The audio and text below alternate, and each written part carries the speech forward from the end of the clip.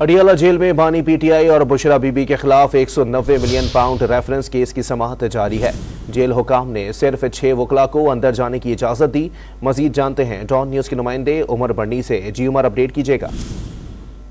जी बिल्कुल, बानी पीटीआई और बुशरा बीबी के खिलाफ 190 मिलियन पाउंड रेफरेंस की समाअत इस वक्त एहतसाब अदालत इस्लामाबाद में जारी है। एहतसाब अदालत के जज नासिर जावेद राना अडियाला जेल रावलपिंडी में बानी पीटीआई के खिलाफ 190 मिलियन पाउंड रेफरेंस की समाअत कर रहे हैं।